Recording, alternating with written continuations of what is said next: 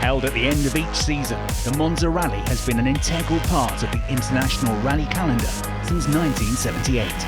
Stars of the World Rally Championship, the best pilots from the Italian national scene, and some famous names from other motorsport disciplines all compete against one another. Run over 3 days, the latest edition of the rally featured 8 challenging tarmac stages and climaxed with an afternoon of head-to-head battles in the spectacular Masters Show. Fresh off the back of clinching their first WRC manufacturer's title, the Hyundai World Rally team were here to compete, with Thierry Neuville, Craig Breen and Dani Sordo all in action. A lot of people really fast, Italian drivers, circuit and moto and everything. But I think it's a nice show for everybody. You enjoy a lot here, especially in the long stages when you are everybody in the circuit at the same time, and everything is like it's a good fun and good party for the drivers and for the spectators. Always a hugely popular climax to the weekend, the Masters Show is all about entertainment. The top finishers from each class of the Stages Rally are invited to take part in a series of head-to-head knockouts around the specially designed 1.5-kilometre course, which runs along Monza's start-finish straight and down the pit lane.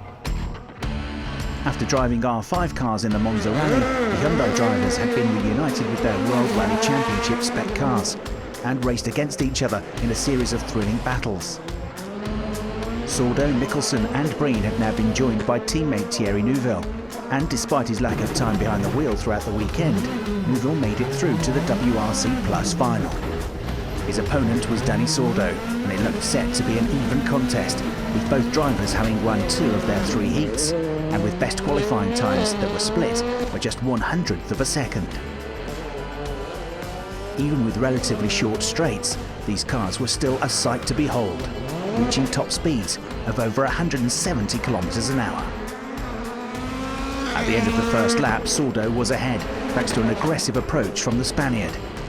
For Neuville, now 5 times a runner-up in the World Championship, this looked set to be a tough challenge. Sordo was flying and ultra-motivated to win, after narrowly missing out on the Monza Rally. He was also no doubt keen to put the record straight, after crashing out of his last appearance in the Masters final back in 2016, where he lost out to Valentino Rossi.